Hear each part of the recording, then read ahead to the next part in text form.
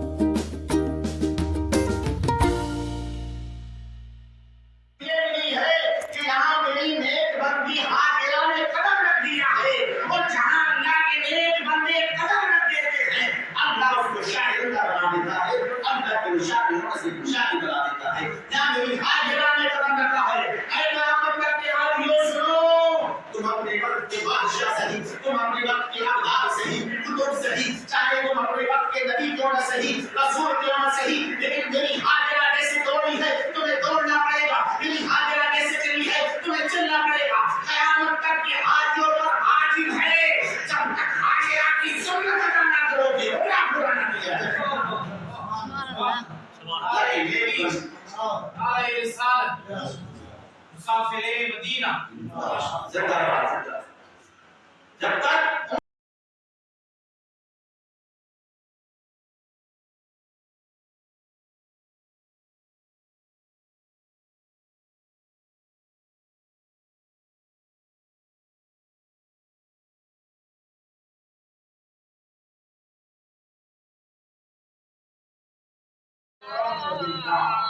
सदक़ल्लाह मौलाना करीम व सदक़ा रसूलुल्लाह सल्लल्लाहु अलैहि वसल्लम। सबसे आला व आला हमारा नबी, सबसे बाला व बाला हमारा नबी, अपने मौला का प्यारा हमारा नबी, कुल आलम का दूल्हा हमारा सबके कौनैन में अंबिया का जिगार ताजिगारों का आका हमारा ताजिगारों का आका हमारा बेदरीपुर का जलवार शमशुल मुख्तास जब दवाइयत के वक्त दवाइयत के खिलाफ कुछ लोगों की लिस्ट बनाई गई होगी तो उस लिस्ट के अंदर जो बढ़िया लिखता होगा बुखारी शरीफ का महीना बुखारी शरीफ का महीना दर्ज किया गया होगा कि मेरे आशिकों को मेरे इस महीने में बुलाओ, मेरी पे बुलाओ, उस मौके पे बुलाओ जिसकी आज हम इस कठिन वाले किधर पे आए और जाने में फिर मजा भी आए। भाई हम किसी शहर में जाते हैं तो पहले उसकी पूरी हिस्ट्री बना देते हैं। अरे कि भाई यहाँ कौन आया था, क्या आया था, आप समझ रहे हैं इस बात में ना। कहीं जाते हैं घूमने के लिए, वही ये किला किसने बनाया, ये इमारत किसने बनवाई, ये लाइब्रेरी किसने तामीर कराई, हम सब कुछ लगाते हैं। क्यों लगाते हैं? ताकि है ना, घूम लेते हैं और जो है उसको देख लेते हैं, दिलचस्पी पैदा हो। ऐ बताता आंख मांगने आए हो, बताओ आंख चाहते हो या जन्नत चाहते हो? हुजूर जन्नत के सौदे फरमा रहे हैं, जन्नत अदा कर रहे हैं। हमारे दोनों कलमा पढ़े प्यारे अंदाज में मफहूम को बयान करते हैं, कहते हैं गोया कि हज़रत कतादा कहने लगे, या रसूल अल्लाह आप करीब हैं, जन्नत अपने करम से अता फरमा दें, आंख मैंने मेहरबानी है मेरी तरफ भी अता कर दें।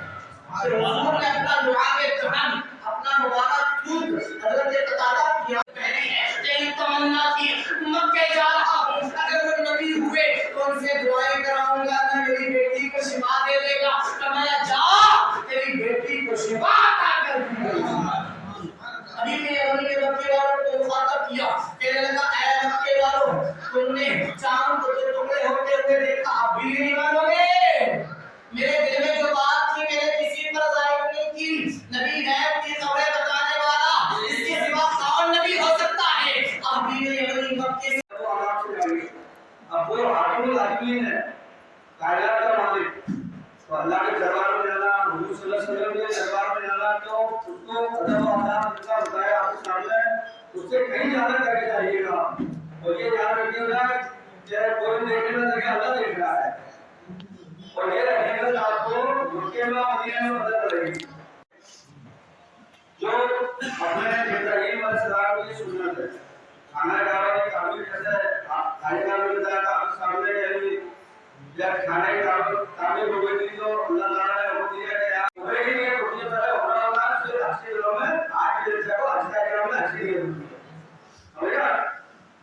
तो आपको उम्रे की नियत करना है फ्लाइट पे बैठने के बाद। उसकी वजह ये है कि भाई जान आपकी तबीयत खराब हो गई एयरपोर्ट पे और आपने नियत कर ली, अब आप नियत कर ली तो फिर आप आगे नहीं आ रहे, अब आप फ्लाइट हो गई या नहीं।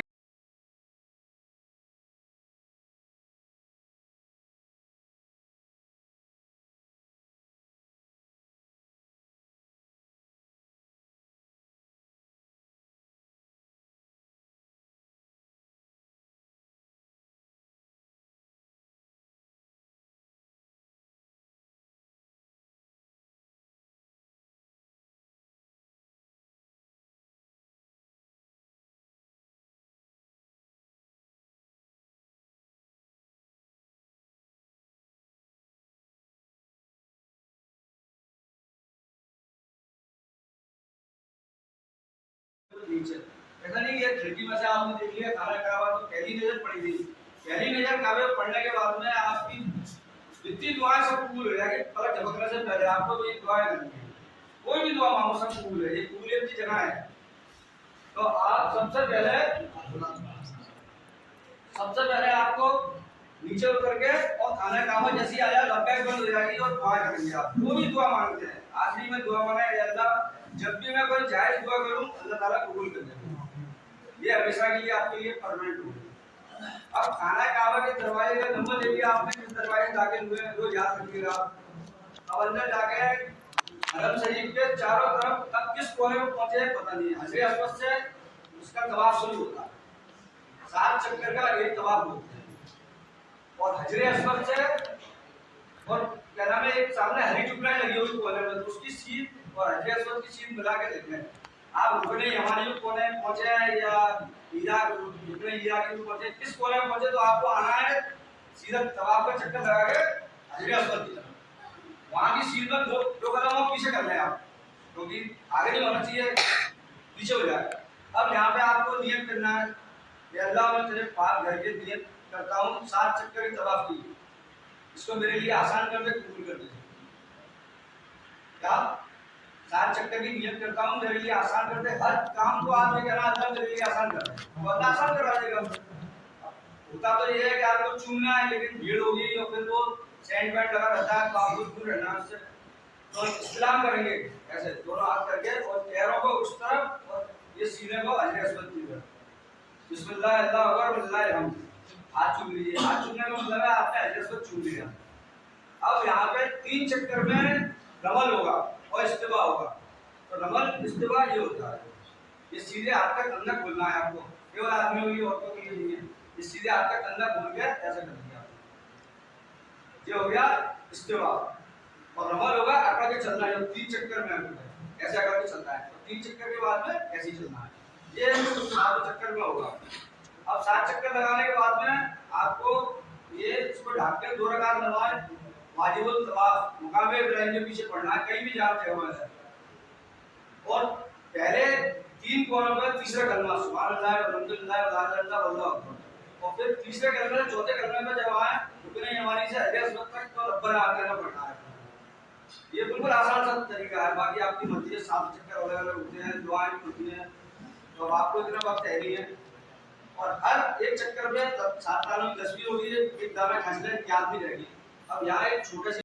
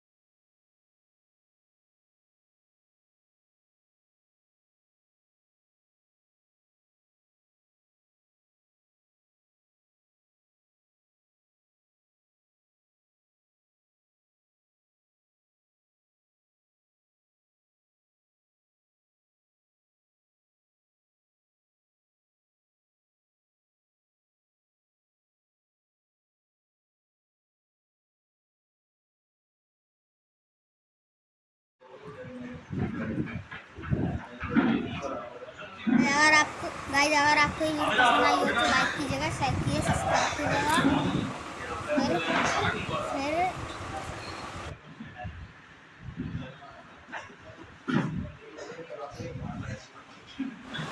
मिलते हैं नेक्स्ट व्लॉग में, तब तक के लिए बाय, थैंक यू, अस्सलाम वालेकुम, बाय बाय।